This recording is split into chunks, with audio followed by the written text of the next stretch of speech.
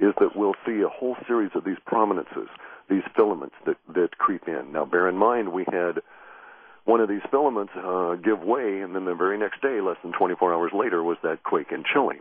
And that filament was very odd because most of these filaments, their lifespan is measured in 1 or 2 hours, and that one lasted 7 days. So these can potentially cause hydro flares and so on, but I'm not particularly worried about those so much as the idea that the sun might become so magnetically imbalanced that it has hundreds of these prominences going all at once, and that they all combine and collapse at once and then explode outward. I assume, George, you've seen the graphics from ancient temples and so forth with the angry sun face. Mm-hmm. Absolutely. Well, yeah, the angry sun face is a real problem, and it's possible that something like a massive series of CMEs could cause problems like they did. I think it was 1859, wasn't it, Clif? Yeah. And that's when we had the last real serious outburst, and that did things like, set fence posts on fire because they had barbed wire, and the barbed wire picked up enough electricity that it could discharge and start fires that way. Imagine what that would do to infrastructure of the world. Well, even beyond that, the concern for me is that when these prominences combine and collapse, they're actually exhibiting and expressing magnetism. And I think that the CMEs will be nasty, and NASA has every right to warn us about those, and everybody be, aware you're going to have to maybe live in a post or pre-electric world, depending on how you want to look at it.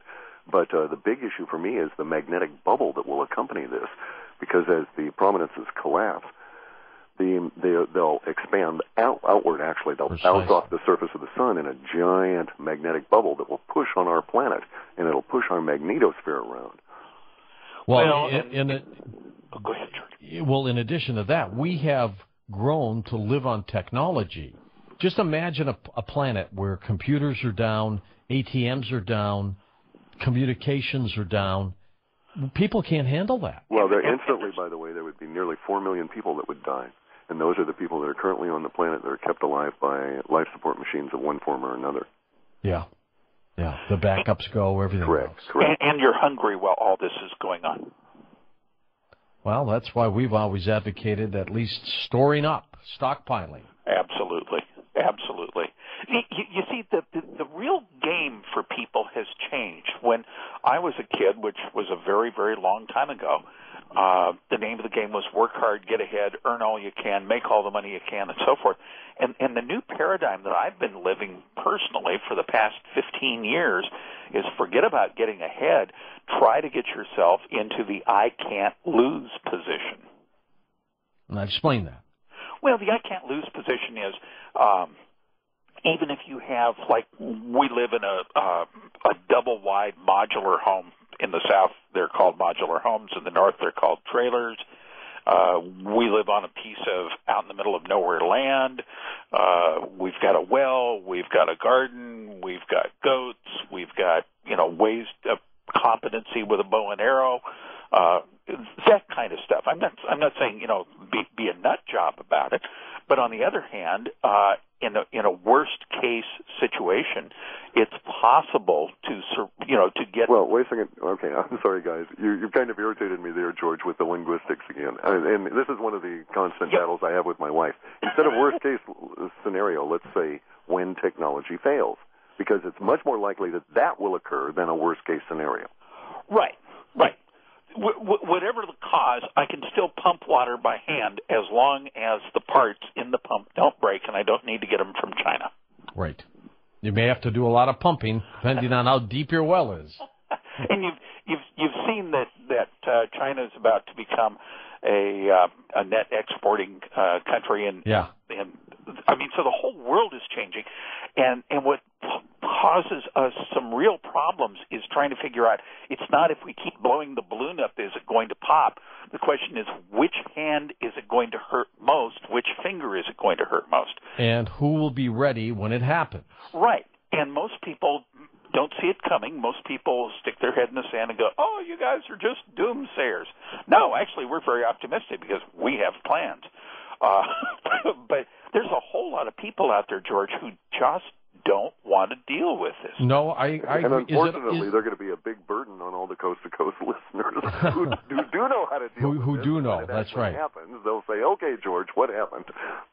People will be knocking down their doors for water supplies and storable food and everything else. Information. There's still, I think we'll be able to scavenge for some time. The idea that there's going to be instant rush on those kind of things, I think actually what it'll be will be food stores and then medicines. And so if you have the information on some of those, you can potentially say, well, look, guys, you're much better off leaving me alone and heading towards this warehouse at this particular address. And by the way, I printed it off for you. This small food shortage that you say we're going to have this year, it is just going to be, what, the tip of the iceberg of what we can find ahead? It's the completion of a trend. I'm sorry to say that since 1999, we've been tracking language around food shortages that is actually matched by examination of global grain productions.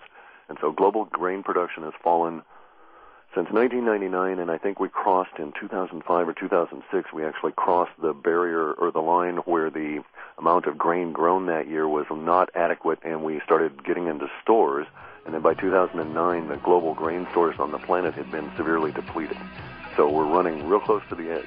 All right, when we come back, we're going to take phone calls with George Ure and Clif High on Coast to Coast AM.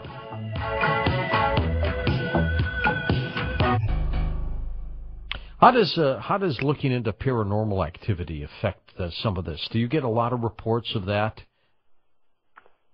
We do, and that actually led us to the determination that the hyper and hypochronism was evolving or growing both in the United States and globally. So those kind of reports are certainly surface within the data. We have an archetype that holds those, and it's part of what we call our Space Goat Fartfinity, which is where we keep all of the unknown and officially denied linguistic context. We have to separate it just to kind of keep everything in related groups. And so the Space Goat entity is a area where we would keep paranormal and so on. And we've seen a large increase across the planet in terms of awareness of these kind of issues, as well as intense emotional bonding to the interest of them. So that whole area is hugely growing, is going to continue to grow, and it's part of the paradigm shift somehow that occurs this summer. And the paradigm shift we were discussing earlier about the idea that Coast to Coast is mainstream is going to become a little bit more significant. It's almost as though the topsy-turvy world we have now with 5 people owning all of the media in the United States is about to come to an end, in the sense that after July, the linguistics would suggest that the place to go for news will be Coast to Coast, and basically who cares about anything being offered by these 5 large corporations. Fascinating. Who are Logical Frank and Wild Colleen? Logical Frank is a reference to a Frenchman who will become very important in the pan-global revolutionary movement. And this Frenchman is dead. He was apparently something of a flash-in-the-pan, brilliant thinker prior to World War I, and created, if you will, some kind of an ethos or an ethical argument for not participating with the powers that be in their wars. That was a clear anti-war statement that was above and beyond any religious argument or whatever, and he was assassinated.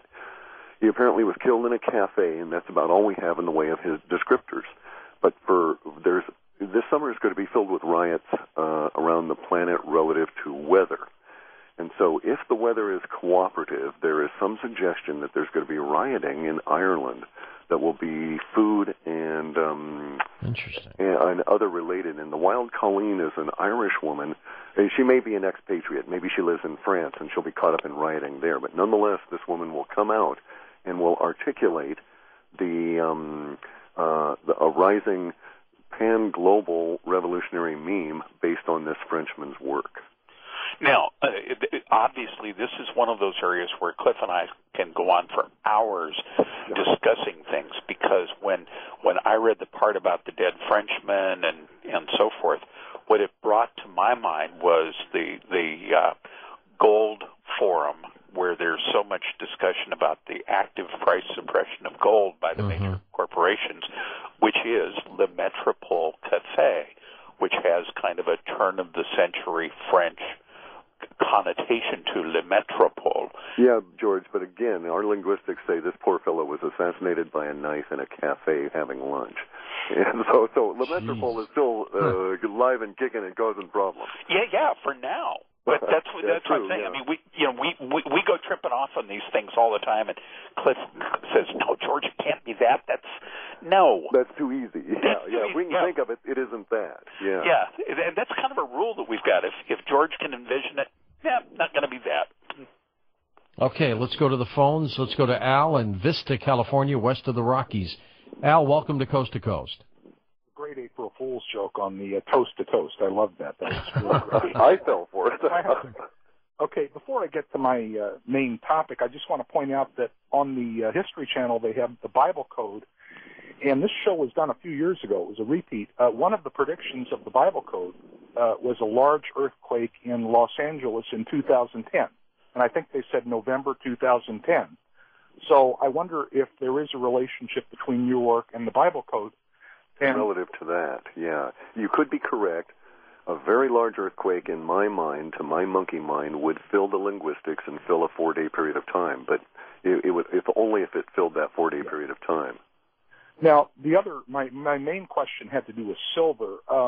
You seem to prefer silver to gold, platinum, palladium, other metals. Is that because it has a low value enough to be used in transactions? You could, if the currency did collapse. Because I'm a poor guy, and that's a poor guy's gold. Yeah, exactly. So more people will buy it. So you think silver, will, in a percentage basis, will outperform the other precious metals? Yeah, and also there's this other thing that, getting back to that, George, your postulate. To be honest, I think maybe in 2003, 2004, George and I were discussing this weird thing that showed up about silver, where silver is going to bounce back from its current position relative to gold to a historical mean relative to gold, and then will actually exceed that and may even go to parity. So as long ago as 5 or 6 years ago, and so it's going to have a huge emotional impact, we had a hint that maybe the ratio of ounces of silver to ounces of gold might go through this wild gyration and end up at some point briefly 1-to-1. Wow. Now, one final question on the Asia and China in particular. Do you see a possible implosion of the Chinese economy? It's based on real estate largely, and they're overbuilt. They have a social imbalance that will. So it's not the economic thing. There's this giant social imbalance that exists within the Chinese society that's calculable. You can actually track it, and that's the relative number of unmarried men who will never ever have a female companion, and they're already running 70,000 plus riots a year, and 2010 is going to strain their society to its brink based on the amount of civil disorder that they have. Plus food shortages, too, would play into that. Correct. And then there's going to be the weather on top of it all. I keep coming back to the idea that you'll have rioting where weather permits. We might actually have a year in which there's snow in July on the eastern seaboard. Oh, my. So buy corn, wheat, other things like that. Buy futures, correct? No, I don't do anything with paper. I don't advise anybody to mess with paper. My feeling is that if you have currency, turn it into something you can eat. Okay, thank you very much.